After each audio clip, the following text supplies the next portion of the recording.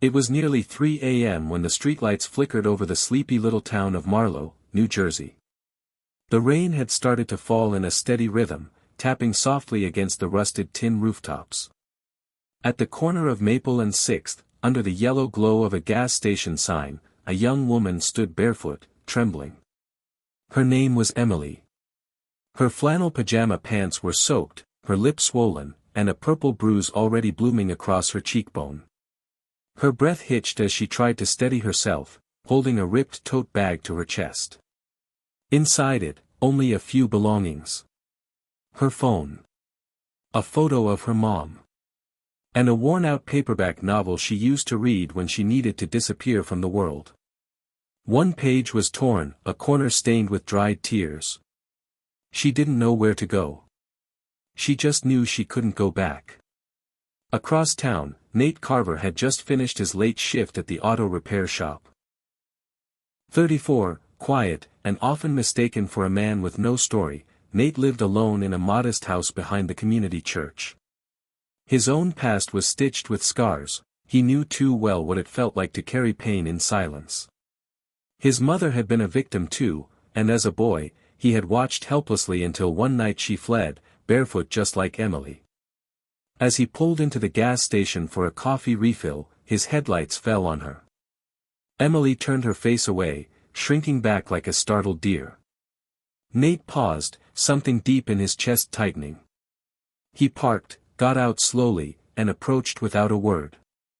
He stopped a few feet away, mindful. "You okay?" he asked gently, his voice low and calm.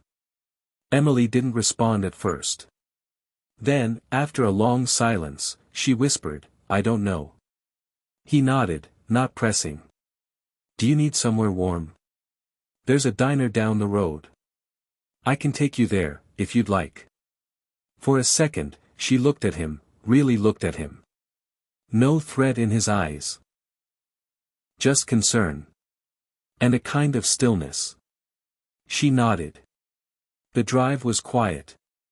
Rain pattered on the windshield, and Emily hugged her tote like armor. Nate didn't speak unless she did. At the diner, he ordered her hot soup and coffee, then quietly slid the menu over. "You can take your time. You don't have to tell me anything. But I'm here if you want to." Tears slipped down her face. She hadn't cried when he hit her. Not when she ran barefoot across broken glass. But now, sitting in front of a stranger who didn't ask questions, who just showed up with kindness, she broke. Her story came in pieces. A 2-year relationship turned prison. Promises that turned into threats. A ring that turned into a chain. Her ex, Mark, was powerful in town. His father owned half of it. And no one ever dared cross him. Except, maybe, Nate. "I can't go to the police," she said through her tears. "No one will believe me. He'll find me. He always does."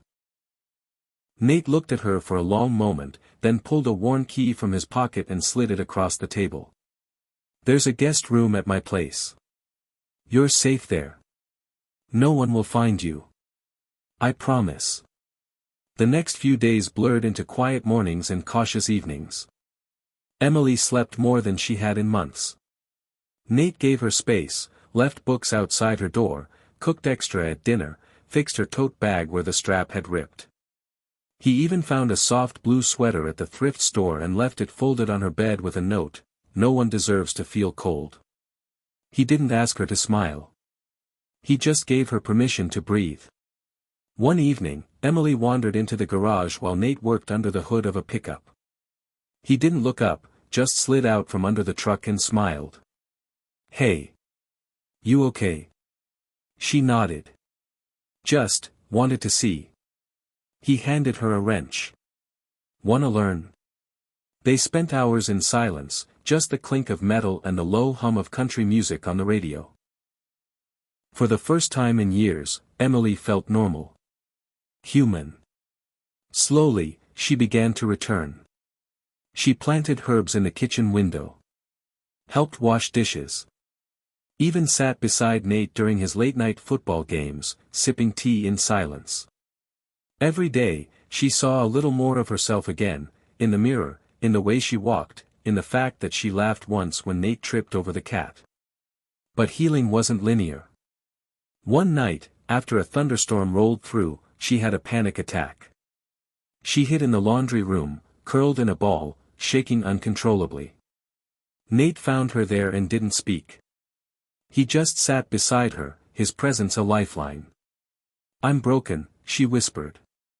"No, Emily," he said quietly. "You're healing. And healing isn't pretty, but it's powerful." Weeks passed. One morning, Emily left a note on the counter, "Gone to the library. We'll be back by 2. Thank you for everything, Nate." It was her first step outside alone. When she came back, she found a vase of daisies on her nightstand. And a sticky note, "So proud of you." Then, one afternoon, Mark showed up. He banged on Nate's front door, his voice laced with rage and entitlement. "I know she's here, Carver. You think you can hide her from me?" Emily froze inside. Her whole body went numb. But Nate didn't. He stepped outside, calm but unwavering. "She's not your concern anymore," Nate said. "She's mine." Mark shouted, stepping forward. Nate didn't flinch. "She's not anyone's property. You need to leave. Now." Mark looked like he might lunge, but then the sheriff's cruiser pulled up. Turns out, Nate had quietly placed a call before answering the door. Mark was warned to leave, and though his ego roared, he had no power here, not in front of the law. Not in front of someone who wasn't afraid to stand up to him. Emily watched from the window, tears pouring freely. No one had ever stood up for her before. No one had ever made her feel worth protecting. The months that followed rewrote her life. She got a job at the town library. Took a few online classes. Started painting again, her brushes dancing with colors she'd once thought lost forever. Nate never rushed her, never assumed. He was simply there. One snowy evening, as Nate chopped wood behind the house, Emily came outside with 2 mugs of hot cocoa. She watched him for a moment, then whispered, "You don't even know how much you've done for me." Nate smiled softly. "You don't have to say it. I just want you to feel it." In time, their quiet companionship grew into something more. A hand held longer than usual. A walk where fingers intertwined naturally. A look that lingered. But love, when born from safety and trust, doesn't shout, it whispers. And in those whispers, Emily found everything she never thought she'd have again: peace. Laughter. Belonging. One night, under a sky full of stars, she told him. "You saved me." Nate looked at her, his voice low. "You saved yourself. I just gave you a place to land." Years later, people would say theirs was a quiet love story. Not flashy. Not headline-making. But real. Emily started a support group for women like her. The library built a community corner under her guidance. She spoke at town halls. Helped place silent alarms in homes. Donated art to women's shelters. And Nate, he just kept fixing cars, building porches, and showing up for people who needed someone.